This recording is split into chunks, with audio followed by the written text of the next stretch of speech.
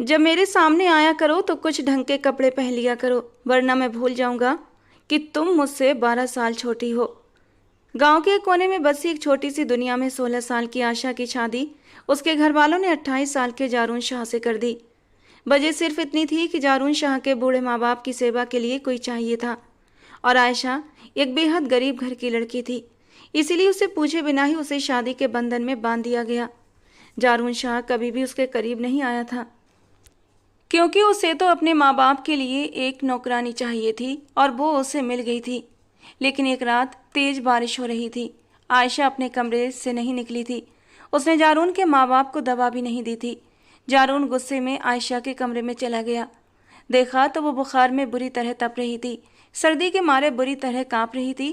उसकी सर्दी दूर करने के लिए वो उसके कंबल में घुस गया ताकि उसे गर्मी दे सके। लेकिन फिर धीरे धीरे हवेली के आंगन में चारों तरफ सूखे पत्ते बिखरे हुए थे। बड़ी बड़ी खिड़कियों के शीशों पर धूल मिट्टी जमी हुई थी। दो नौकरानियां हाथ में झाड़ू पकड़े आंगन की साफ सफाई कर रही थीं, जबकि एक नौकरानी हाथ में डस्टर पकड़े शीशों पर लगी हुई धूल हटा रही थी। परिवेश में गरिमा लिए आयशा एक कंधे पर शॉल डाले नौकरानी से अपनी निगरानी में काम करवा रही थी। साथ ही साथ कभी कभी खुद भी काम करने लग जाती। दिसंबर का आखिरी वक्त चल रहा था। कुछ दिन अच्छी धूप निकली थी और फिर कल शाम से आंधी आई थी। साफ सुथरी, खूबसूरत और चमचमाती हुई हवेली पर धूल मिट्टी की परत चढ़ चुकी थी। थोड़ी देर बाद पापा की आवाज़ आई तो आयशा हवेली के एक कमरे की ओर बढ़ गई। पापा हमेशा की तरह बिस्तर पर लेटे हुए थे और आयशा को बुला रहे थे, लेकिन उसे अपने लिए नहीं बल्कि मम्मी जी की ज़रूरत के लिए बुला रहे थे, जो चश्मा नाक पर चढ़ाए स्वेटर बुनने में मगन थी। मम्मी जी, आपको कितनी बार कहा है आप ये काम ना किया करें। इतनी देर तक देखने से आपके सिर में दर्द होने लगता है। आयशा ने मम्मी जी के पास बैठकर लाड से कहा।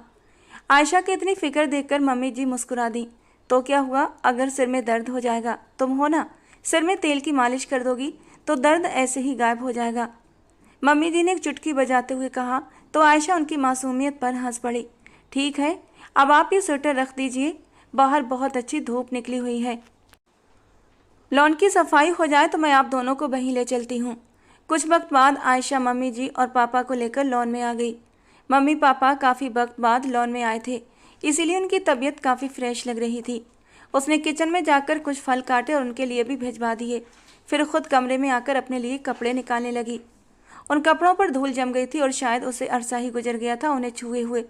उसने एक सादा सा सूट निकाला और वॉशरूम में शावर लेने चली गई। वो शावर लेकर बाहर निकली तो एकदम सटपटा कर रह गई, क्योंकि सामने बेड पर ही जारून शाह बैठा हुआ था। आयशा का सूट हल्के रंग का था और गीले बाल पीठ पर बिखरे हुए थे। कमीज आगे से भी शरीर से चिपक गई थी। पीछे गला काफ़ी बड़ा था, जिसकी डोरियां अभी फ़िलहाल खुली हुई थीं। दुपट्टा बिस्तर पर जारून के पास ही पड़ा था। वो अपनी जगह पर साकित खड़ी थी, ना आगे जा सकती थी और ना ही वॉशरूम में वापस जा सकती थी। जारून शाह खुद ही उठा और उसका दुपट्टा हाथ में लेते हुए उसके सामने आया। आयशा की धड़कनें थम गईं। हाथ बढ़ाते हुए जारून शाह ने उसके गीले बालों को छुआ। वो सीधे आयशा की आंखों में देख रहा था। आयशा कभी नज़र उठाकर उसके चेहरे की ओर देखती तो कभी उसकी पलकें झुक जाती। ये मंजर बेहद हसीन था। आयशा के चेहरे पर शर्म की लाली फैली हुई थी और उसका सारा वजूद जारून शाह की नज़रों के घेरे में था। भीगा हुआ वजूद बेहद दिलकश लग रहा था। लंबे गीले बाल कुछ पीठ पर बिखरे थे और कुछ आगे की तरफ आए हुए थे। बालों की कुछ आवारा लटें भीग कर गर्दन से चिपकी हुई थीं। दूधिया रंगत पर सियाह बाल बेहद हसीन लग रहे थे। जारून शाह ने आगे बढ़ाकर उसकी गर्दन पर चिपके हुए बाल हटा दिए। गर्दन पर जारून शाह की उंगलियों का स्पर्श महसूस करते ही आयशा ने आंखें बंद कर लीं। उसकी आंखों में अजीब सी खुमारी और नशा उतरने लगा था। जारून शाह भी आयशा की कुर्बत में बहकने लगा। हाथ आगे बढ़ाकर उसने आयशा के कमर में हाथ डाला और उससे अपने करीब कर लिया। आयशा के पूरे वजूद पर एक कपकपी तारी हो गई। शर्म से चेहरा लाल पड़ गया, पलकें झुक गईं। धूप छाँव का ये मेल जारून शाह के दिल में उतरता जा रहा था। उसके लिए अपने जज्बातों पर काबू रखना मुश्किल हो रहा था। भीगी हुई गर्दन बेहद हसीन लग रही थी और उस नरम गोरी गर्दन पर काला तिल और भी गजब ढा रहा था। जारून शाह का दिल करने लगा कि वो उसकी गर्दन को अपने होठों से छू कर देखे। दिल की पुकार पर हाँ कहते हुए जारून आयशा की गर्दन पर झुक गया और हर जगह अपना नरम स्पर्श बिखेरने लगा। नरम रुई जैसी गर्दन पर अपने होंठ रखते ही जारून शाह को ऐसा लगा जैसे बदन में करंट दौड़ गया हो, जबकि आयशा तो बर्फ के एक पुतले में बदल चुकी थी। वो जारून शाह से हमेशा डरी रहती थी और इसीलिए विरोध करने की स्थिति में भी नहीं थी, मगर जारून शाह की शिद्दत को सहना भी उसके लिए बेहद कठिन था। जारून शाह उसकी कमर के घेरे को और मजबूत करते हुए उसे ऊपर उठा चुका था। वो बहुत छोटी सी थी, जारून शाह के कंधों तक भी मुश्किल से आती थी। नरम, नाजुक और पतला सा वजूद उठाना जारून शाह के लिए बाएं हाथ का खेल था। आयशा, जो जारून शाह की शिद्दतों के साथ बहक रही थी, उसकी गोद में उठाने पर अचानक होश में आई और जल्दी से उसके कंधे पर हाथ रखते हुए उसे होश दिलाने लगी, मगर वो पूरी तरह मदहोश हो चुका था। आयशा का दुपट्टा उसने अभी तक हाथ में पकड़ा हुआ था, बल्कि दाएं हाथ की मुट्ठी में लपेटा हुआ था। आयशा को यूं कंफ्यूज देखकर उसका दुपट्टा लौटाने आया था, मगर उसके हुस्न के जादू में पूरी तरह खो चुका था, डूब चुका था कि अब खुद पर काबू खोता बुरी तरह बहकने लगा था। साईं, ये आप क्या कर रहे हैं? मुझे छोड़ दें, मुझे डर लग रहा है। उसने आंखों को जोर से बंद कर रखा था। वो जो अभी तक उसके नरम गुलाबी होठों पर फोकस किए हुए था, अचानक ही होश की दुनिया में लौट आया और जल्दी से आयशा को नीचे उतार दिया और पीछे हट गया। हैरत भरी निगाहों से वो आयशा को देख रहा था। वो कैसे उसकी खूबसूरती में बह गया, उसे खुद भी समझ नहीं आया था। तेज रफ्तार की जैसी धड़कनों को उसने मुश्किल से संभाला हुआ था। होश वापस लौटे तो उसने झट से दुपट्टा आयशा की तरफ बढ़ा दिया और सपाट लहजे में बोला, जब भी मेरे सामने आया करो तो ढंग के कपड़े पहन लिया करो, वरना मैं बहक जाऊंगा और भूल जाऊंगा कि तुम मुझसे 12 साल छोटी हो। ये जुमला नहीं था, एक दर्द भरी चेतावनी थी जो आयशा की रीढ़ की हड्डी तक उतर गई थी। उसने जल्दी से हाँ में सिर हिलाया। जी सही है, मैं आगे से ख्याल रखूंगी, कहते हुए अपना दुपट्टा पकड़ते ही कमरे से भाग गई और जारून शाह न चाहते हुए भी आयशा की इस हरकत पर मुस्कुरा दिया। वो लड़की बेहद हसीन होने के साथ साथ बेहद मासूम और संवेदनशील थी। उसमें अपनापन और खालिस जज्बात कूट कूट कर भरे हुए थे। वो कभी किसी का बुरा नहीं सोच सकती थी, ना ही किसी से बदतमीजी कर सकती थी। थोड़े ही समय में जारून शाह को आयशा की कई खूबियों का अंदाजा हो चुका था, मगर इस वक्त वो सिर्फ उसकी डरपोक और भोली सी नेचर को सामने रखता था और बाकी सभी खूबियों को पीछे छोड़ देता था। थोड़ी देर बाद फ्रेश होकर जब वो कमरे से बाहर आया तो नौकरानी ने बताया कि मम्मी, पापा और आयशा तीनों लॉन में बैठे हैं। आयशा मम्मी जी की किसी बात पर जोर से हंसते हुए बार बार उनके गाल खींच रही थी, जबकि पापा उन दोनों को गुस्से से घूर रहे थे, बनावटी गुस्से से। पापा जी, क्या बात है, इस उम्र में भी आप जलन महसूस कर रहे हैं? मैं तो लड़की हूँ और लड़की लड़कियों को गले लगा सकती हैं, उन्हें चूम भी सकती हैं, इसमें कोई बुराई तो नहीं है ना, और ना ही कोई बंदिश है। और मम्मी जी तो मेरी बहुत अच्छी दोस्त हैं, बस मेरा मन करता है उनके साथ हंसने का, बोलने का, शरारतें करने का। आयशा खिलखिलाकर हंस रही थी और बात करते हुए मम्मी जी के गाल चटाचट चूम रही थी और पापा इसी बात पर जलन महसूस कर रहे थे। जारून शाह मुस्कुरा दिया। ये मंजर कितना खूबसूरत और मुकम्मल था। उसका दिल किया कि वो बेख्तियार आगे बढ़कर इस मंजर का हिस्सा बन जाए, मगर तभी आयशा का चेहरा धुंधलाने लगा। लॉन में एक नया मंजर बनता जा रहा था जिसने उसके कदम वहीं जड़ दिए। उसके चेहरे की मुस्कान गायब हो गई और जबड़े भिज गए। उसने अपने हाथों की मुट्ठियां कसकर बंद की और अपने गुस्से को काबू करने की कोशिश करने लगा, मगर वो कंट्रोल से बाहर होता जा रहा था। वो चुपचाप वापस हवेली की ओर मुड़ गया, मगर पापा जी की नज़र उस पर पड़ चुकी थी और इसीलिए उन्होंने तुरंत आवाज़ दे दी, जारून बेटा, तुम कब आए और अब कहाँ जा रहे हो? आ जाओ, कभी हमारे साथ भी बैठ जाया करो। पापा जी की आवाज़ के साथ ही जब आयशा ने उसे एक नज़र उठाकर देखा तो कमरे में हुआ वो पल याद आ गया जब जारून उसके बेहद करीब हुआ था। अचानक से उसे अपनी गर्दन पर जारून शाह के दहकते लबों का स्पर्श महसूस होने लगा और इस एहसास के साथ ही उसके गाल तपने लगे। शर्म की लाली उसके चेहरे पर फैल गई, पलकें शर्म के मारे लरज उठीं और खुद ब खुद नीचे झुक गईं। सुरैया बेगम उसके चेहरे को गौर से देख रही थी, दिल से दिल को जानने की कोशिश कर रही थी। आखिरकार उनका बेटा अपनी बीवी के दिल में अपने लिए कोई एहसास जगाने में कामयाब हो ही गया था। जारून शाह लॉन में रखी कुर्सियों में से एक पर आकर बैठा और सिर झुका लिया। सुरैया बेगम और असगर साहब उससे हालचाल और बाकी कामों के बारे में पूछने लगे। वो उन दोनों के सवालों का जवाब देते हुए कभी कभी एक नज़र उठाकर आयशा को देख लेता था और आयशा उसकी नज़रों से बुरी तरह घबरा रही थी। और फिर आयशा ने वहाँ से खिसकने में ही अपनी भलाई समझी। वो जल्दी से उठकर किचन में गई, कॉफ़ी का मग बनाकर नौकरानी को दे दिया कि वो जारून शाह को दे आए और ख़ुद अपने कमरे में लौट आई। आईने में अपना अक्स देखा तो गर्दन पर पड़ा हुआ सुर्ख निशान दिखाई दिया, जिसे देखकर आयशा को जारून की शिद्दतें याद आ गईं और वो मुस्कुरा दी। उसकी दूधिया गर्दन पर पड़ा वो निशान बहुत ज़्यादा सुर्ख और गहरा हो रहा था। दिल अनजाने ही सपने सजाने लगा, ये सोचे बगैर कि जारून शाह कभी उसकी किस्मत का सितारा नहीं बन सकता। वो तो जारून शाह के पैरों की धूल के बराबर भी नहीं। कहाँ जारून शाह, आसमान का चमकता हुआ चांद, और कहाँ आयशा, ज़मीन की खाक। दोनों का मिलन नामुमकिन था। न जाने क्यों तो आंसू आंखों से टूट कर गालों पर लुढ़क आए, जिसे आयशा ने चुपके से साफ कर लिया और दिल से जारून शाह को अपने मुकद्दर का सितारा बनाने के लिए अपने रब से फरियाद करने लगी। क्या मेरी ज़िंदगी में कभी खुशियाँ दस्तक देंगी, या इसी तरह मैं बिना खुशियों के अपनी ज़िंदगी गुजार दूंगी? या अल्लाह, आप मुझ पर कब मेहरबान होंगे और कब मुझे जारून शाह की मोहब्बत मिलेगी? चाहे जाना और चाहना किसे बुरा लगता है। वो जारून शाह की चाहत में तो डूब चुकी थी, मगर बदले में उसे कभी भी मोहब्बत का जवाब मोहब्बत से नहीं मिला था। ये अलग बात थी कि उसने कभी जारून शाह के सामने कोई पहल नहीं की थी। स्वाभाविक झिझक के अलावा पहली रात में की गई जारून शाह की बातें भी उसके दिल में गड़ी हुई थीं। पहली रात ही जारून शाह ने उसका दिल बुरी तरह तोड़ दिया था।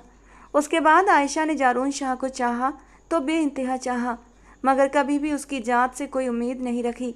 मगर आज जारून के करीब आकर उसने एक बार फिर उसे अपने जादू में बांध लिया था। न जाने क्यों जब वो करीब आया तो आयशा को ऐसा लगा जैसे वो भी उससे मोहब्बत करने लगा है और अपने दिल के हाथों मजबूर होकर उसके करीब आया है। मगर जब उसने दुपट्टा पकड़ाते हुए सख्त लहजे में वो बात कही, तब उसकी सारी खुशफहमियाँ हवा हो गई थीं। वो खुद पर अफसोस करने लगी कि क्या वो एक आदमी की कुर्बत के लिए इतनी बावली होती जा रही थी कि उसका चुभता हुआ लहजा भी मोहब्बत जैसा लगने लगा था।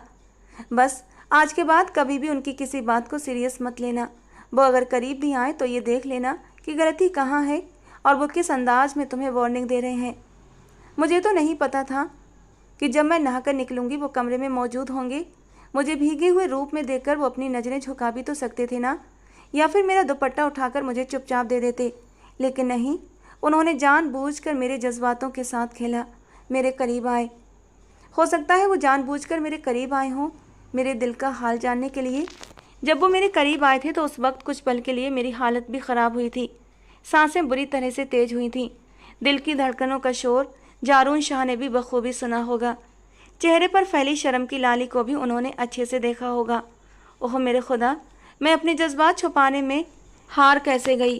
कहीं उन्हें ये तो नहीं पता चल गया कि मैं उनसे मोहब्बत करने लगी हूँ। नहीं नहीं आयशा, ये तुम क्या सोच रही हो? आईने के सामने खड़ी वो खुद ही खुद बड़बड़ाए जा रही थी। उसे खुद भी समझ नहीं आ रहा था कि वो पागलों जैसी हरकतें क्यों कर रही है। कुछ वक्त बाद उसने अपनी हालत पर काबू पा लिया और किचन में जाकर खाना बनाने लगी। सुरैया बेगम और असगर साहब के लिए परहेजी खाना वो खुद अपने हाथों से बनाती थी। उबली हुई कद्दू की सब्जी और बिना मिर्च की दाल बनाई थी। साथ में सलाद और रायता तैयार किया और ट्रे सजाकर उनके कमरे में पहुंच गई। नौकरों ने उन्हें पहले ही कमरे में पहुंचा दिया था, जहां जारून शाह भी बैठा हुआ था। शायद उसकी छुट्टी थी, इसीलिए वो इत्मीनान से अपने मम्मी पापा के साथ बैठा था और उनके साथ वक्त गुजार रहा था। लेकिन आयशा की जान को मुश्किल में डाले हुए था। जब वो घर में नहीं होता था तो आयशा आराम से घूमती फिरती थी, और अब तो कुछ हद तक उसके होते हुए भी वो खुद को आज़ाद समझने लगी थी। मगर आज की उस हरकत के बाद वो उससे बचती फिर रही थी। खाने की ट्रे पकड़े आयशा के हाथ कांपने लगे। इससे पहले कि ट्रे ज़मीन पर गिर जाती, जारून शाह ने आगे बढ़कर उसके हाथों पर अपना हाथ रख दिया। इस तरह आयशा के हाथों ने ट्रे को थामा हुआ था और जारून के हाथों ने आयशा के हाथों को। आयशा ने बेख्तियार जारून शाह की ओर देखा, वो भी उसी की ओर देख रहा था। एक पल के लिए नज़रों का टकराव हुआ और आयशा ने तुरंत अपना रुख मोड़ लिया। आयशा की नज़रें फेर लेने को महसूस करते हुए जारून शाह भी होश में आया और आयशा के हाथ से ट्रे लेकर मेज़ तक ले गया और अपने माँ बाप के आगे खाना सर्व करने लगा। असगर साहब खुद ही छोटे छोटे निवाले लेकर अपना खाना खाने लगे, जबकि सुरैया बेगम को जारून अपने हाथों से छोटे छोटे निवाले बनाकर खिलाने लगा। वो अपने माँ बाप से बहुत प्यार करता था। उसका बस चलता तो उन्हें कोई भी तकलीफ नहीं आने देता। उनके प्यार की खातिर ही वो इतना बड़ा कदम उठा गया था कि आयशा को इस घर में ले आया था, वो भी अपनी पत्नी की हैसियत से। आयशा की आंखों में आंसू भरने लगे। वो तो उल्टे कदमों वापस लौट गई। सुरैया बेगम और असगर साहब की वजह से वो इस घर में मौजूद थी। उन्हीं का ख्याल रखने के लिए आयशा को इस घर में लाया गया था। अब वो अच्छा खाना, पहनने और ओढ़ने के काबिल हो गई थी। उसने एक नई दुनिया देखी थी। शहर देखा था, शहर के लोग देखे थे, शहर की फिजाओं में घुली मिलावट को भी महसूस किया था और इंसानों की संगदिली की हदें देखी थीं। उसने खूबसूरत पत्थर के जैसे इंसान भी देखे थे जो अपने जज्बातों पर पूरी तरह काबू बनाए रखते हैं।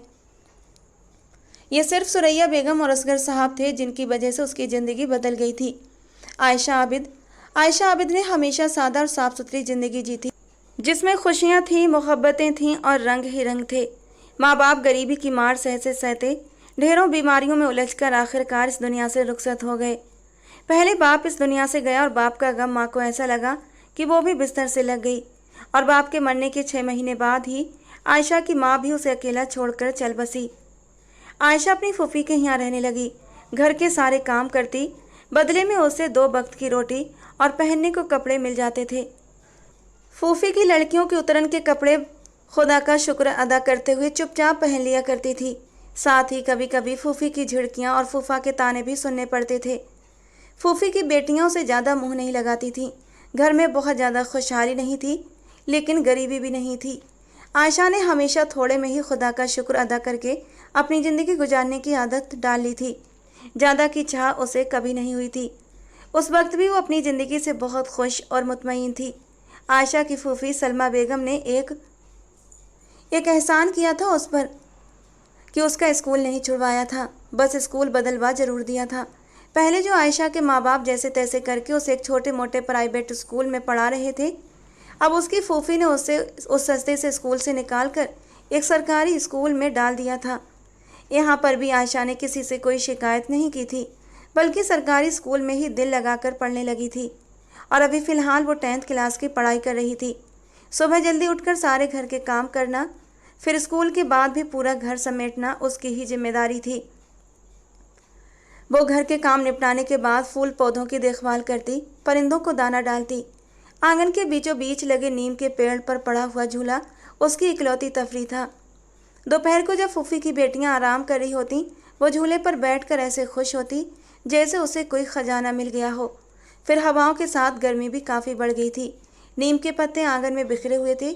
कभी कभी तेज़ हवाएं चलने लगती तो सूखे पत्ते पूरे आंगन में फैल जाते, जिसकी वजह से आयशा बहुत परेशान हो जाती थी।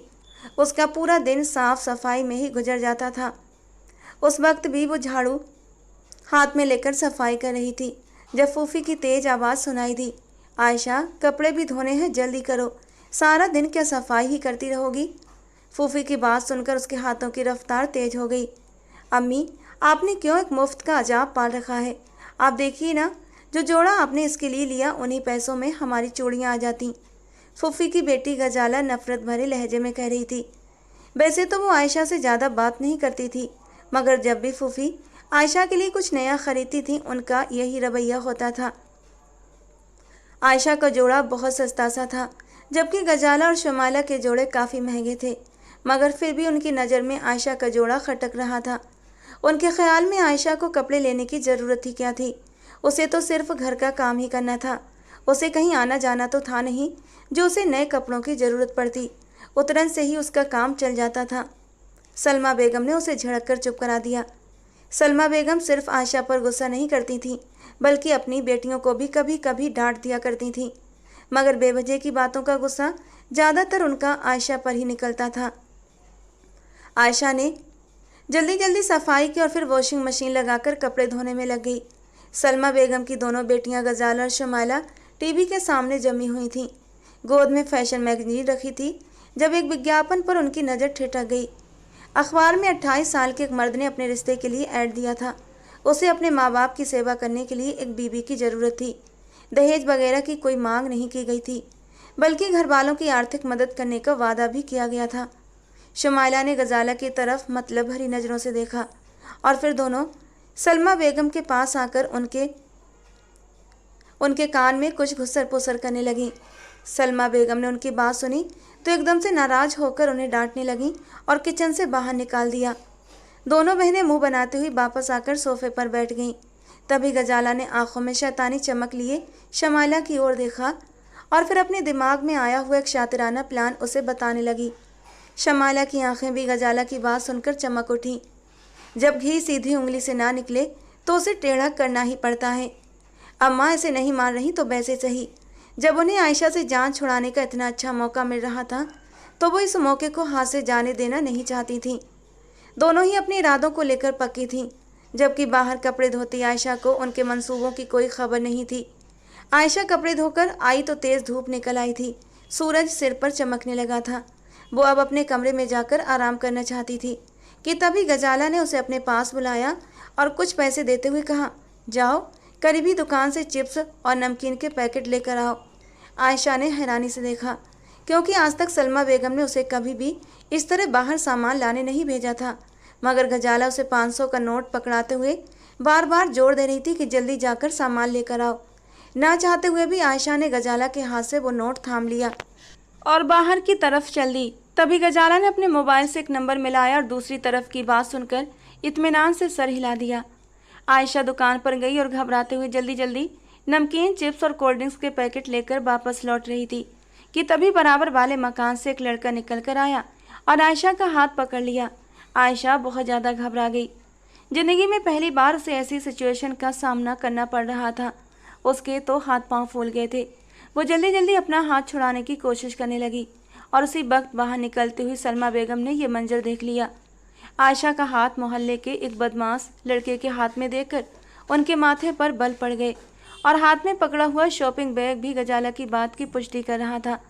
वो एकदम से सन्न रह गई थी कि न जाने उन्होंने आयशा की परवरिश में क्या कमी छोड़ दी थी जो वो ऐसी निकली। उन्होंने आयशा का हाथ पकड़ा और गली में ही उसे एक तमाचा मारते हुए घर ले आई। आयशा रोते हुए सफाई देती रही, उन्हें बताती रही कि गजाला ने ही उसे बाहर सामान लेने के लिए भेजा था। मगर सलमा बेगम उसकी कोई भी बात सुनने के लिए बिल्कुल भी तैयार नहीं थी। सलमा बेगम तो अपने कमरे में गहरी नींद में सो रही थी जब गजाला उनके कमरे में दाखिल हुई और कहने लगी, मम्मा मुझे आपसे कुछ ज़रूरी बात करनी है। ये बात आयशा के बारे में है। जब सलमा बेगम ने गजाला की बात सुनी तो उनका गुस्सा 7वें आसमान पर पहुंचा। गजाला ने अपनी माँ को बताया कि आयशा बाहर गली में किसी लड़के से मिलती जुलती है और उसे खाने पीने की चीज़ें भी लेती है। जब दोपहर को सब लोग सो जाते हैं तो वो उसी बात का फ़ायदा उठाती है। ये बात तो सलमा बेगम भी जानती थी कि आयशा दोपहर को सोती नहीं है और ना ही अपने कमरे में रहती है। मगर आयशा की मासूम तबीयत जानने के कारण उन्होंने कभी इस बात की तहकीकात नहीं की थी कि आयशा दोपहर को क्या करती रहती है। गजाला ने इस बात के साथ साथ फुफ्फो को यह भी बता दिया कि हर रोज़ दोपहर को आयशा को नमकीन, चिप्स, मिठाई और चॉकलेट्स और दूसरी चीज़ें खाते हुए भी देखती रही है। मगर आज वो रंगे हाथों पकड़े जाने की तैयारी में थी, इसीलिए उन्हें जगाने आ गई थी। और जब सलमा बेगम ने बाहर निकलकर गली का मंजर देखा तो गजाला की बात पर पक्की मोहर लग चुकी थी। गजाला ने आयशा के लिए जाल बिछाया था और वो उस जाल में अब बुरी तरह से फंस चुकी थी। आज वो पहली बार घर से बाहर निकली थी और उसी दिन से ज़िंदगी का सबसे बड़ा सबक मिल गया था। मगर तब तक बहुत देर हो चुकी थी। ना तो उसकी बात पर सलमा बेगम विश्वास करने वाली थी और ना ही गजाला ये बात मानने वाली थी कि उसे बाहर भेजने वाली वही थी। सलमा बेगम ने पीट पीट कर आयशा को निढाल कर दिया था और ख़ुद अपने कमरे में जाकर बंद हो गई। उन्हें बहुत दुख हो रहा था। आयशा उनके भाई की बेटी थी जिसका उन्होंने हर तरह से ख्याल रखा था। बस कभी कभी अपने पति की बातें सुनकर वो आयशा से सख्त ज़रूर हो जाया करती थीं, मगर दिल से कभी उसका बुरा नहीं चाहा था। इसी वजह से उन्होंने अखबार में रिश्ते वाला ऐड देखकर भी गजाला और शमाइला को डांट दिया था जब वे आयशा की शादी उस लड़के से कराने की सलाह दे रही थी। आयशा जख्मों से चूर अपने छोटे से कमरे में पड़ी हुई थी, जबकि सलमा बेगम अपने कमरे में पड़ी आंसू बहा रही थीं। 2-3 दिन बीत चुके थे तो गजाला और शमाइला माँ के पास आईं और उन्हें उस बात के लिए राजी कर लिया कि अखबार में दिए गए रिश्ते के इश्तिहार पर संपर्क करें और आयशा की रुखसती कर दें। इसी में हम सबकी भलाई है। सोचिए तो अम्मी, वो भी इज्जत के साथ इस घर से विदा हो जाएगी और साथ ही हमारे हाथ भी एक अच्छी खासी मोटी रकम आ जाएगी। आखिरी बात पर सलमा बेगम ने अपनी बेटी को घूर कर देखा था तो उसने जल्दी से बात बदल दी। मम्मी, वो बहुत अमीर लड़का है, अगर वो हमारी थोड़ी सी आर्थिक मदद कर देगा तो क्या बुरा है। लेकिन शुमाला, इस ऐड में तो साफ लिखा है कि उसे सिर्फ अपनी माँ बाप की सेवा के लिए एक नौकरानी चाहिए, जिसे वो सिर्फ बीबी का नाम देकर अपने घर पर बिठाना चाहता है, ताकि बाद में कोई उससे सवाल जवाब न कर सके। तो इससे क्या फ़र्क पड़ता है मम्मी? कम से कम वो इज्जत से अपने घर में तो रहेगी ना। यहाँ रही तो हमारी नाक कटवाने में बिल्कुल भी देर नहीं लगाएगी। शुमाइला को तो अपना ही फ़ायदा नज़र आ रहा था। भले वो अमीर आदमी मासूम सी आयशा को नौकरानी बनाकर रखता, उसे कोई फ़र्क नहीं था। सलमा बेगम के पास भी अब कोई दूसरा रास्ता नहीं था। इससे पहले कि आयशा उनकी इज्जत को रौंद कर कोई और कदम उठा ले, बेहतर यही था कि उसकी शादी करके उसे रुखसत कर दिया जाए और अपने भाई भाभी की रूह के सामने खुद को सुरखरू कर लिया जाए।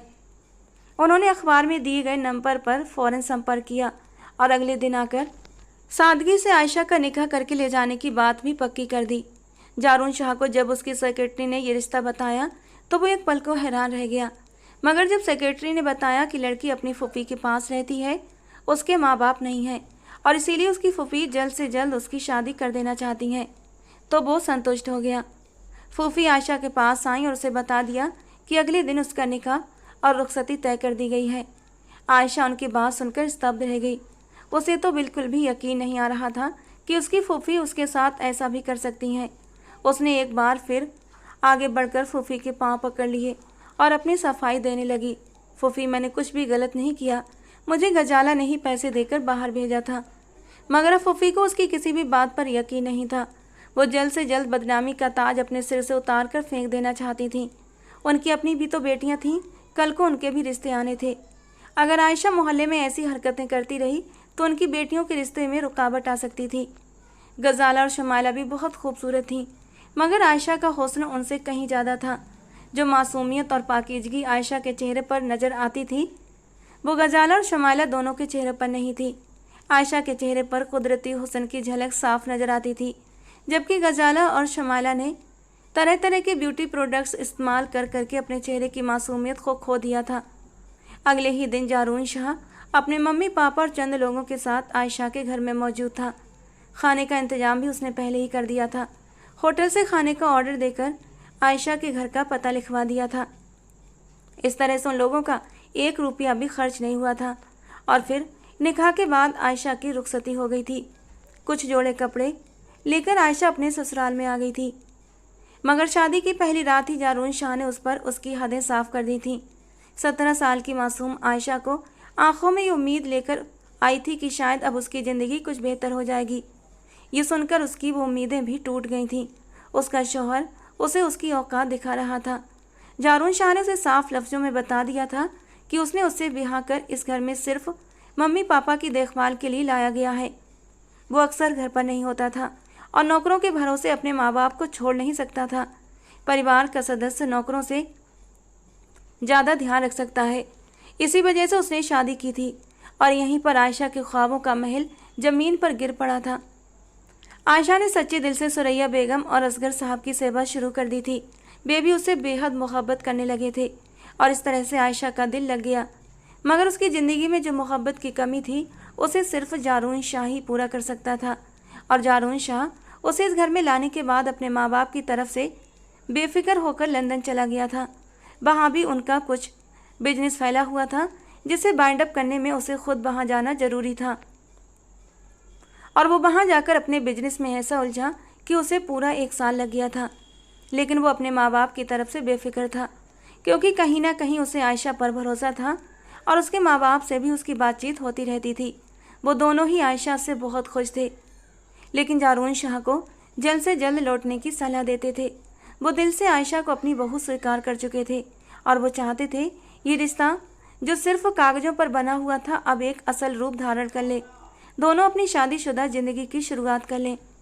सुरैया बेगम तो दबे लफ्ज़ों में आयशा को समझाती भी थीं कि वो तुम्हारा पति है, उसे अपनी तरफ अट्रैक्ट करने की कोशिश करो, खूबसूरत हो, जवान हो, और सबसे बड़ी बात उसके माँ बाप तुमसे बहुत खुश हैं। एक मर्द को और क्या चाहिए। और वो नज़र झुकाकर रह जाती। सुरैया बेगम उसका सर अपनी गोद में रखते हुए प्यार से कहती, जब तुम ब्याह कर इस घर में आई थी उस वक्त तुम 17 साल की थी। मुझे भी लगता था इतनी जल्दी इस रिश्ते की शुरुआत नहीं होनी चाहिए, लेकिन अब माशाल्लाह तुम 18 साल की हो चुकी हो, बालिग हो चुकी हो। इस रिश्ते की शुरुआत करने में अब तुम्हें देर नहीं लगानी चाहिए। और वो कुछ भी नहीं बोल पाती।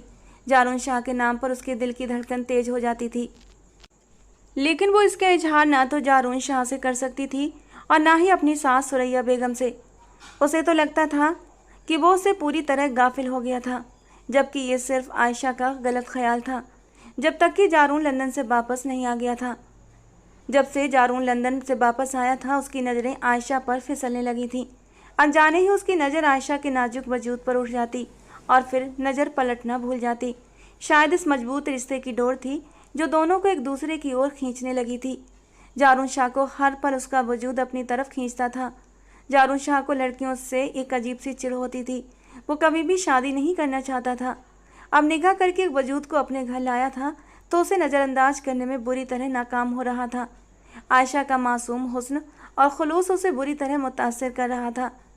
जारून शाह के सामने आने पर या तो उसे मुखातिब करने पर वो बुरी तरह से घबरा जाती थी और कोई ना कोई ऐसी हरकत कर देती कि कभी कभी जारून शाह गुस्से के मारे दांत पीस कर रह जाता। मगर जिस तरह वो उसके माँ बाप का ख्याल रख रही थी, उसके लिए उसकी हर हरकत को वो बर्दाश्त कर जाता था। मगर जब से उसने आयशा को सफ़ेद लिबास में भीगा हुआ देखा था, वो खुद पर कंट्रोल नहीं रख पा रहा था। वो जानबूझकर अब वहीं जाकर बैठता जहां आयशा मौजूद होती थी। आयशा बहाने बहाने से उस जगह से खिसक जाया करती, मगर वो भी अपने नाम का एक था। फिर से वहीं पहुंच जाता जहां आयशा मौजूद होती। उसका शर्माना, घबराना और एकदम से डरकर भाग जाना जारून शाह बहुत ज़्यादा एंजॉय कर रहा था। आयशा जहां कहीं भी होती, जारून शाह उस पर नज़रें टिकाकर बैठा रहता था। आयशा को लग रहा था ये सब कुछ वो उससे जानबूझकर तंग करने के लिए कर रहा है, और किसी हद तक ये बात सही भी थी, क्योंकि जारून शायद ये बात समझ चुका था कि वो जितनी भी कोशिश कर ले, बहरहाल आयशा को नज़रअंदाज नहीं कर सकता। आज 16 जनवरी थी। आज के दिन आयशा ने अपनी माँ को खोया था। आयशा सुबह से ही बहुत ज़्यादा उदास थी। कई बार अपनी माँ को याद करते हुए उसकी आंखों में आंसू भी आ गए थे, मगर वो उन्हें साफ कर गई थी, क्योंकि अम्मा बाबा उसे ज़रा सा भी परेशान देकर उससे दुगना परेशान हो जाया करते थे। बेशक कुदरत ने जैसे उसके सगे माँ बाप उसे लौटा दिए थे उसके सास ससुर के रूप में, मगर जन्म देने वाली माँ की कमी आयशा का दिल बहुत बुरे तरीके से महसूस कर रहा था। ना चाहते हुए भी बार बार रोने पर वो मजबूर हो रही थी, इसीलिए घर के कोनों में छिपती फिर रही थी। जारून शाह ने उसकी उदासी देखी तो उससे पूछे बिना ना रह सका, क्या बात है आयशा, तुम्हारी तबीयत ठीक नहीं है? तो चलो तुम्हें डॉक्टर के पास ले चलता हूँ। आज तुम्हारा बर्ताव मुझे अजीब सा लग रहा है। जारून शाह ने उसके बदले हुए रवैये को नोट किया। आयशा के लिए तो यही बहुत था। उसकी आंखों में कई आंसू आ गए। वो अपना चेहरा हाथों में छुपाकर रो पड़ी। आयशा के रोने पर जारून शाह घबरा गया। कुछ भी हो, आयशा छोटी छोटी बातों पर रोया नहीं करती थी। यकीनन कोई बड़ी बात थी। उसने आयशा के हाथ उसके चेहरे से हटाए तो एकदम से साकित सा रह गया। दूधिया सफ़ेद रंगत पर भीगी हुई आंखों का तिलिस्म उसे अपने जादू में जकड़ गया। जारून शाह ने बेख्तियार आयशा को अपने सीने से लगा लिया और उसका कंधा थपथपाते हुए उसे तसल्ली देने लगा, जबकि जारून शाह के सीने से लगी आयशा की सिसकियां अब हिचकियों में बदल गई थीं। वो जोर जोर से रो रही थी। जारून शाह के तो हाथ पांव फूल गए। उसे आयशा के रोने की वजह समझ नहीं आ रही थी। सुबह से तो कोई ख़ास बात भी नहीं हुई थी। क्या बात है आयशा, मुझे बताओ, क्यों रो रही हो? क्या तबीयत ज़्यादा ख़राब है? आखिर इतना क्यों रो रही हो? उसे खुद से अलग करते हुए जारून शाह ने नरमी से उसके आंसू पोंछे थे। कुछ नहीं, बस अम्मी की याद आ रही है, सिसकियों के बीच आयशा ने बताया, और जारून एक गहरा सांस लेकर रह गया था। उसे थोड़ा सा सुकून हुआ था कि कोई बड़ी बात नहीं हुई थी। वो अपनी माँ को लेकर परेशान थी। कोई बात नहीं, तुम उनके लिए दुआ करो, हम कब्रिस्तान भी जाएंगे। जारून शाह ने उसे तसल्ली दी। तभी उसकी सेक्रेटरी का फ़ोन आ गया। वो एक अर्जेंट मीटिंग के लिए उसे ऑफिस बुला रही थी।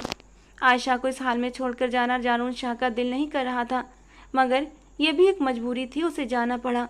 लेकिन जाने से पहले वो आयशा को तसल्ली देना नहीं भूला।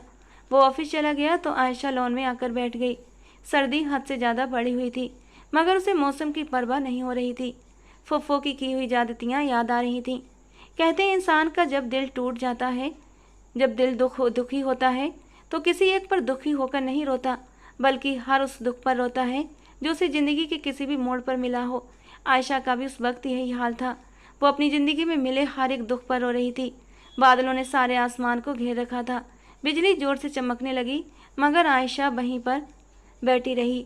वो अपने दुखों को आंसुओं में बहाती रही। जब बारिश तेजी से बरसने लगी, तब भी वो वहां से नहीं हिली। उसके जिस्म में अचानक तेज दर्द होने लगा और पूरे शरीर पर कपकपी तारी हो गई। सिर में अलग दर्द की टीसें उठ रही थीं। वो बहुत मुश्किल से अपनी जगह से उठी और अपने कमरे में आकर बंद हो गई। मुश्किल से उसने कपड़े बदले और बिस्तर पर गिर गई। सर्दी से उसका पूरा बदन टूट रहा था। जारून शाह रात गए मीटिंग से फ्री होकर घर आया। उसकी नज़रें आयशा को ढूंढ रही थी, मगर वो उसे कहीं नज़र नहीं आ रही थी। उसने अपने मम्मी पापा के कमरे का रुख किया, क्योंकि उसके आने से पहले वो वहीं सोती थी। असगर साहब सर्दी से कांप रहे थे और उन्हें बुरी तरह खांसी लग चुकी थी। वो जल्दी से पापा की हालत देखकर उनकी तरफ बढ़ा और उन्हें सीधा करके बिस्तर पर लिटा दिया। क्या बात है पापा, आपकी तबीयत इतनी ख़राब क्यों हो रही है? और आयशा आयशा कहाँ है? जिस पर सुरैया बेगम ने कहा, जो अपने घुटनों पर दबा लगा रही थी। जैसे जैसे सर्दी बढ़ती थी, उन्हें घुटनों का दर्द परेशान करता था और हर रात सोने से पहले आयशा उनके घुटनों की मसाज जरूर करती थी, लेकिन आज वो खुद ही अपने घुटनों की मसाज कर रही थी। पता नहीं जारून, मैंने भी उसे काफ़ी आवाज़ें दी, मगर वो कमरे में ही नहीं आई।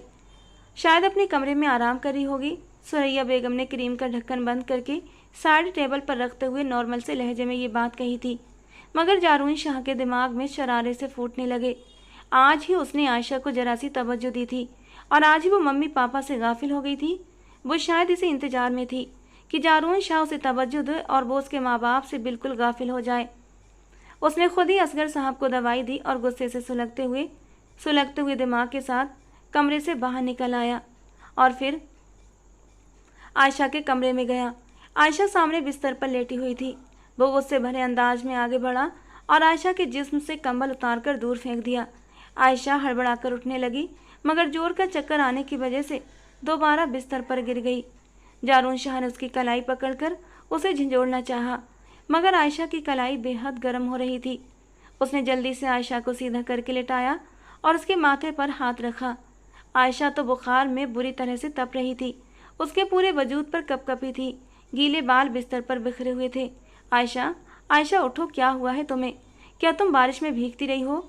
जारून शाह ने उसका चेहरा थपथपाते हुए नरमी से पूछा, मगर वो बेसुध होती पड़ी रही। उसकी आंखें बंद होती जा रही थीं। आंखों के पपोटे भारी होते जा रहे थे। वो ना चाहते हुए भी अपनी आंखें नहीं खोल पा रही थी। जारून शाह जल्दी से किचन में भागा और वहां से गर्म दूध के साथ दवा लेकर आयशा के कमरे में वापस आया और उसे दूध के साथ दवाई दे दी। मगर अगले ही पल आयशा को कै आ गई और उसने दूध और टैबलेट्स बाहर उगल दिए। जारून शाह और भी परेशान हो चुका था। बाहर मौसम हद से ज़्यादा ख़राब था। वो उससे कहीं अस्पताल भी लेकर नहीं जा सकता था, जबकि सर्दी की शिद्दत से आयशा के दांत बज रहे थे। उल्टी करने की वजह से आयशा के सारे कपड़े भी ख़राब हो चुके थे। जारून शाह जल्दी से अलमारी की तरफ बढ़ा और आयशा के कपड़े निकाल कर लाया, मगर आयशा में इतनी ताकत नहीं थी कि वो अपने कपड़े खुद बदल सके। जारून शाह ने उसका दुपट्टा उतार कर एक साइड पर रख दिया और उसके कपड़े बदलने लगा। जैसे ही उसका हाथ उसके नरम गरम जिस्म को छूता, उसके दिल में कोमल और भावुक भावनाएं उमड़ने लगती। मगर आयशा की हालत को देखते हुए उसने खुद पर काबू बनाए रखा था और फिर जल्दी से उसके कपड़े बदलकर उसे बेड पर लिटा दिया और कंबल उड़ा दिया। मगर आयशा को बहुत ज़्यादा ठंड लगती जा रही थी। उसे समझ नहीं आ रहा था कि वो अब क्या करे और क्या नहीं। आयशा के वजूद को गर्म करने का अब उसके पास एक ही तरीका था। वो धीरे से आयशा के कंबल में घुस गया और उसके शरीर को अपने सीने से लगा लिया। आयशा का बुखार हद से ज़्यादा बढ़ता जा रहा था।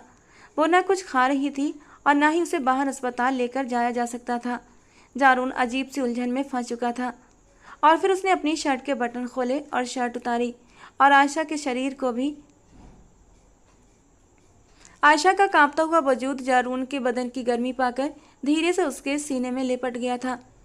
कुछ वक्त बाद उसने आयशा को हर पर्दे से आज़ाद कर दिया था ताकि अपने शरीर की गर्मी उसे पहुंचा सके।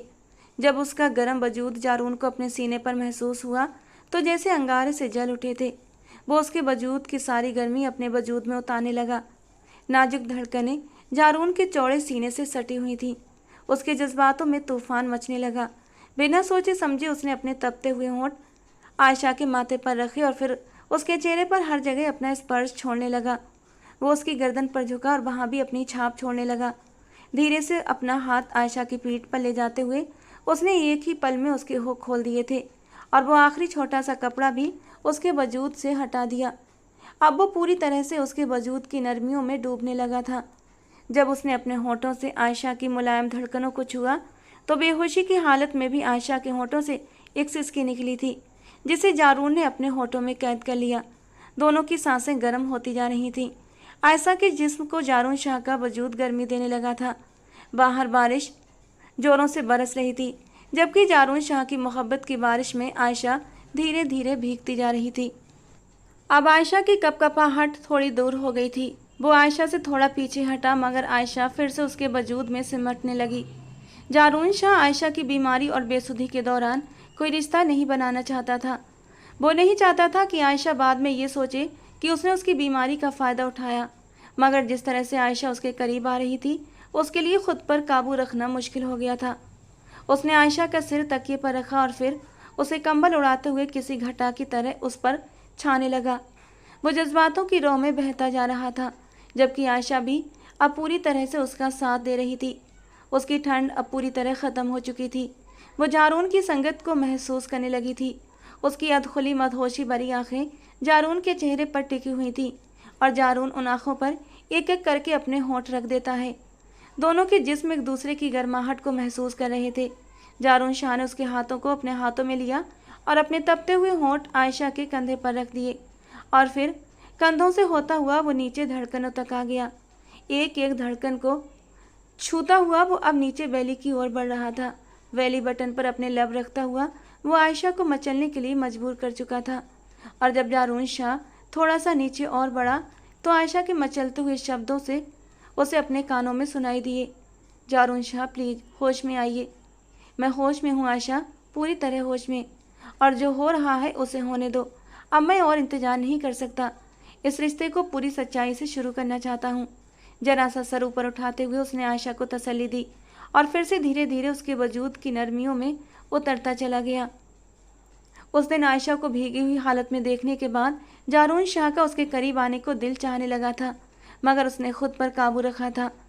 आज उसके पास सारे मौके थे कि आज वो जी भरकर आयशा के वजूद से खुद को सैराब करता। अब उसके चेहरे को अपने दोनों हाथों के प्याले में थामे उसे मोहब्बत से निहार रहा था। जारून शाह ने आयशा की ठोड़ी को छू लिया और फिर उसके होंठों पर झुक गया। आयशा ने अपनी बाहों को मजबूती से जारून शाह की कमर के चारों ओर बांध रखा था। जारून के हाथ धीरे धीरे उसके वजूद पर सरकने लगे और फिर दोनों वक्त की कैद से आज़ाद होकर एक दूसरे के वजूद में खो गए। लम्हा ब लम्हा रात भीगती जा रही थी और आयशा और जारून के जिस्मों में एक दूसरे की कुर्बत से सुकून उतर रहा था। सरसारी और खुशी का एक अजीब सा एहसास था जो दोनों के वजूद में उतरता चला जा रहा था। दोनों ने एक दूसरे के अधूरे वजूद को मुकम्मल कर दिया था और एक दूसरे के साथ खुशनुमा ज़िंदगी गुजारने की सोच लिए एक दूसरे की बाहों में ही सो चुके थे। अगली सुबह बेहद हसीन थी। आयशा जारून शाह के सीने पर सर रखकर सो रही थी, जबकि जारून शाह ने भी उसके चारों ओर अपनी बाहों का घेरा बना रखा था। रात को जिस तरह जारून शाह ने आयशा का ख्याल रखा था उसे सब याद था। आयशा ने उठकर बिस्तर से निकलना चाहा तो जारून शाह ने उसकी कलाई थाम ली और कहने लगा, तुम्हारी इतनी ज़्यादा तबीयत ख़राब थी और तुमने मुझे कॉल करके बताना ज़रूरी नहीं समझा। आयशा ने शर्मिंदगी से सर झुका लिया और कहने लगी, मुझे मोबाइल वगैरह इस्तेमाल करना नहीं आते। मुझे नहीं पता कि किसी को कॉल कैसे करते हैं। उसकी बात सुनकर जारून शाह हैरान रह गया था, मगर अपनी हैरानी का इजहार नहीं किया क्योंकि वो आयशा को शर्मिंदा नहीं करना चाहता था। आयशा की पिछली ज़िंदगी के बारे में वो अब गहराई से सोचने लगा। आज तक आयशा के मायके से कोई भी उसकी खैर खबर लेने नहीं आया था और ना ही शादी के बाद जारून शाह से कोई मांग की गई थी। बेशक आयशा के माँ बाप इस दुनिया में नहीं थे, मगर जिस फूफी ने उसे बचपन से पाला था उनके दिल में भी आयशा के लिए मोहब्बत का कोई एहसास नहीं जागा था। आयशा नहाकर नीचे जा चुकी थी और नाश्ता बनाने के बाद माँ बाबा को नाश्ता करवा रही थी। जब जारून शाह भी नहाने के बाद नीचे आ गया, वो आयशा की तरफ देखकर मुस्कुरा दिया था, जबकि आयशा के चेहरे पर भी शर्मीली सी मुस्कान आकर ठहर गई थी। वो रात भर के वाक़ये के बारे में सोचकर जी भरकर शर्म से लाल टमाटर हो रही थी। उसकी आंखों के सामने बार बार वही मंजर लहरा रहा था जब वो ठंड की शिद्दत से मजबूर होकर बार बार जारून शाह के सीने में लिपट रही थी। उसके चेहरे की लाली सुरैया बेगम से छुपी नहीं रह सकी थी। उनके चेहरे पर एक सुकून भरी मुस्कुराहट दौड़ गई कि उनके बेटे ने अपनी शादीशुदा जिंदगी की शुरुआत कर ली है। अब बस उन्हें एक ही ख्वाहिश बाकी बची थी कि जल्द से जल्द उनकी गोद में जारून शाह का बच्चा खेले। जारून शाह नाश्ता करने के बाद चुपचाप घर से निकल गया था। उसने अपने माँ बाप को भी कुछ नहीं बताया था कि वो कहाँ जा रहा है। वो आयशा के मायके में जाकर उनकी खबरगिरी करना चाहता था और वजह मालूम करना चाहता था कि आखिर उन्होंने आयशा से इस तरह रिश्ता क्यों तोड़ दिया था। पहले उसे इस बात की कोई परवाह नहीं थी कि आयशा कौन है, कहाँ से आई है और उसका बैकग्राउंड क्या है, मगर अब वो उसे सच्चे दिल से अपनी बीवी तस्लीम कर चुका था और उससे मोहब्बत भी करने लगा था। अब उसके बारे में हर एक बात जानना उसके लिए ज़रूरी हो गया था। वो आयशा के घर में दाखिल हुआ तो गजाला और शमाला बुरी तरह से चौंक पड़ी थीं। आयशा और जारून की शादी एक साजिश का नतीजा थी, मगर ये साजिश करने के बाद दोनों बहनें बुरी तरह पछता रही थीं, क्योंकि जब उन्होंने जारून शाह को देखा था तो उनके सीने में जलन की आग भड़क उठी थी। ऐसा खूबसूरत और अमीर इंसान कौन नहीं चाहेगा अपने लायक पार्टनर के तौर पर, मगर वो अपनी नादानी में जारून शाह को आयशा की झोली में डाल बैठी थी। अब उन्हें रह रहकर खुद पर ही गुस्सा आ रहा था, मगर अब पछताने से कुछ नहीं होने वाला था। अगर माँ को सारी बात बता भी देती तब भी जारून शाह अब उनके हाथ आने वाला नहीं था। जारून शाह को देखते ही उन्होंने गर्म जोशी से जारून शाह का इस्तकबाल किया। जारून शाह को देखते ही फूफो भी आयशा की याद में रोने लगी। उनकी आंखों में नमी उतरने लगी, मगर उन्होंने खुद पर काबू कर लिया और जारून शाह को खुशामदीद कहते हुए गजाला और शमाला को खाने पीने का इंतजाम करने को कहा। जारून शाह आयशा की फूफो के सामने बैठा और धीरे से कहने लगा, आप आयशा की फूफो लगती हैं। जारून शाह की बात पर फूफो ने हाँ में सर हिलाया।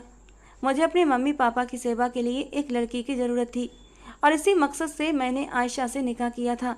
दहेज न लेने और लड़की के घर वालों की मदद करने का भी वादा किया था, और ये शर्त मैंने इसलिए रखी थी ताकि मेरी बीबी मेरे मम्मी पापा की सेवा में कोई कमी न छोड़े। जारून शाह ने अपनी बात पूरी करने से पहले भूमिका बांधी थी तो फूफो का दिल सिमट गया कि कहीं आयशा से कोई गलती तो नहीं हो गई, या फिर उन्होंने आयशा को किसी गलत इंसान के हवाले तो नहीं कर दिया। वो सोच में पड़ गई थी, जबकि जारून शाह ने अपनी बात जारी रखी हुई थी।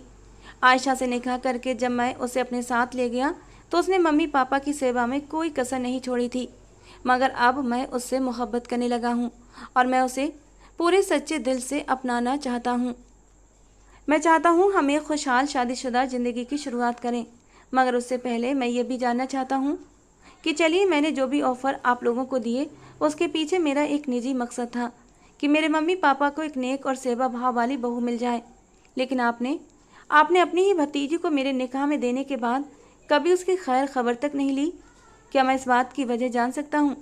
जारून शाह सादगी से फुप्पो से सवाल कर रहा था, मगर उनके तो पसीने छूट गए थे। अगर वो सच बता देती तो यकीनन आयशा का रिश्ता खतरे में पड़ सकता था। उन्हें यही मुनासिब लगा कि वो खुद को ही बुरा बना लें। तब उन्होंने कहा, आयशा हमारे लिए एक बोझ से ज़्यादा कुछ नहीं थी, इसीलिए जब उसका आपका रिश्ता देखा तो मुझे यही सही लगा कि अच्छा रिश्ता है, आयशा की शादी कर दी जाए। आयशा की नेचर शुरू से ही सेवा भाव वाली है, इसीलिए मुझे यकीन था कि वो आपके साथ अच्छी ज़िंदगी गुजारेगी और आपको शिकायत का मौका नहीं देगी। फुफ्फो ने अपनी बात ख़त्म ही की थी कि तभी गजाला स्नैक्स और कोल्ड ड्रिंक्स लेकर आगे बढ़ी थी। जारून शाह ने कुछ भी खाने पीने से इनकार कर दिया था और फिर फुफ्फो से विदाई के शब्द कहने लगा, जबकि गजाला अपनी माँ से नज़रें बचाकर बाहर के आंगन में निकल आई। उसके दिमाग में अब एक और ही शैतानी योजना आ गई थी और अब वो उस पर अमल करने की भी सोच रही थी। जैसे ही जारून शाह बाहरी गेट की तरफ बढ़ा तो गजाला जल्दी से उसके रास्ते में आ गई और कहने लगी, बेशक आप बहुत हैंडसम हैं और चेहरे से शरीफ आदमी लगते हैं, मगर जो लड़की आपको मिल गई है ना, तौबा तौबा, अम्मा ने भी ना बहुत जुल्म किया है आप पर। एक ऐसी लड़की को आपके साथ बांध दिया जिसके गली गली में अफेयर थे। खुद को बदनामी से बचाने के लिए अम्मा ने उसका निकाह आपसे करवा दिया। क्या वो आपके घर में होते हुए भी दूसरे मर्दों के साथ अफेयर चला रही है? गजाला ने अफसोस के अंदाज में सिर झटक दिया, जबकि उसकी बात सुनकर जारून शाह हैरान रह गया था। उसका दिल किया कि सामने खड़ी हुई लड़की के चेहरे पर 2 थप्पड़ जड़ दे, आयशा की मासूमियत और पाकीज़गी का वो खुद गवाह था। उसके किरदार पर शक वो मरकर भी नहीं कर सकता था, और उस यकीन पर पक्की मोहर रात को ही लग चुकी थी जब वो आयशा के करीब गया था और उससे अपने रिश्ते की शुरुआत की थी। वो वाकई एक अनछुई मासूम सी कली थी जिसकी ज़िंदगी में पहला आने वाला मर्द और उसे छूने वाला मर्द सिर्फ वही था। वो जानता था आयशा बेगुनाह है, मगर सामने खड़ी लड़की की बकवास ने उसका दिमाग ख़राब कर दिया था। बकवास बंद करो अपनी। क्या मैं नहीं जानता? तुम्हारे चेहरे पर जलन के निशान साफ नज़र आ रहे हैं। तुम आयशा से जलती हो, इसीलिए मुझे उसके किरदार के बारे में शक में डालकर उसका घर बर्बाद करना चाहती हो। मगर मैं उन मर्दों में से नहीं हूँ जो किसी की भी बातों में आकर अपनी बीवी के किरदार पर शक करे। हाँ, तुम्हारे किरदार पर मुझे शक जरूर हो रहा है, क्योंकि इंसान दूसरों को भी अपने ही आईने से देखता है। जारून शाह की इन बातों ने गजाला के तन बदन में आग लगा दी और वो गुस्से से कहने लगी, अच्छा, अगर ऐसी बात है तो मोहल्ले के उस घर में जाइए और वहाँ जाकर पूछिए कि आयशा का उस लड़के से क्या रिश्ता था। गजाला को लगा था कि मोहल्ले का वो आवारा लड़का अब भी आयशा के साथ अपने रिश्ते की तस्दीक करेगा, मगर ऐसा नहीं हुआ। जारून शाह को किसी गवाही की ज़रूरत नहीं थी, मगर गजाला खुद ही जाकर बराबर वाले घर से अहमद को पकड़ कर ले आई और जारून शाह के सामने लाकर खड़ा कर दिया। लेकिन उस लड़के ने जारून शाह को साफ साफ बता दिया कि ये सब गजाला की साजिश थी, जिसके नतीजे में आयशा की शादी जारून शाह से कर दी गई थी। जारून शाह ने एक नज़र गजाला पर डाली और फिर उसके पीछे खड़ी आयशा की फुप्पो को देखा, जिनकी आंखों में आंसू बह रहे थे। वो तो यहाँ इसलिए आई थी कि जारून शाह को समझा सकें और उसे कहें कि वो आयशा की नादानी को माफ़ कर दे और उसे अपनी ज़िंदगी से ना निकाले, मगर यहाँ आकर तो उन्हें कोई और ही सच्चाई पता चली थी। आयशा का तो इसमें कोई कसूर ही नहीं था। इसका मतलब आयशा उस दिन बिल्कुल सच कह रही थी। उन्होंने एकदम से अपने सीने पर हाथ रखा जहाँ दर्द की टीसें उठने लगी थीं। जारून शाह एक जताती नज़र उन पर डालकर घर चला गया और फिर कुछ देर बाद आयशा के साथ वापस लौटा था। फूफो ने आयशा के सामने हाथ जोड़ रखे थे, जबकि आयशा बहती आंखों के साथ उन्हें खुद से माफ़ी मांगने से लगातार रोक रही थी। कुछ वक्त की माफ़ी तलाफ़ी के बाद आयशा और फूफो हंस हंस कर बातें कर रही थी, जबकि गजाला शर्मिंदगी से अपने कमरे में बैठी हुई थी। उसकी अपनी ही माँ अब उससे नफरत करने लगी थी और उसके लिए यही सज़ा काफ़ी थी। जारून शाह ने आज उसके किरदार पर लगे एक एक दाग को धो डाला था। वो बहुत ही मोहब्बत से जारून शाह की ओर देख रही थी। जारून शाह ने आयशा को उसका मायका लौटा दिया था और वो बहुत खुश थी। बेशक उसके सब्र और वफा का फल अल्लाह ताला ने उसे बेहतरीन रूप में दिया था। अब आगे की ज़िंदगी बेहद हसीन गुजरने वाली थी। दोस्तों, आज की कहानी कैसी लगी कमेंट बॉक्स में ज़रूर बताना। पसंद आई हो तो प्लीज़ लाइक करना। रोज़ एक नई और रोमांटिक कहानी के लिए हमारे चैनल को सब्सक्राइब करना। मिलते हैं अगली कहानी में।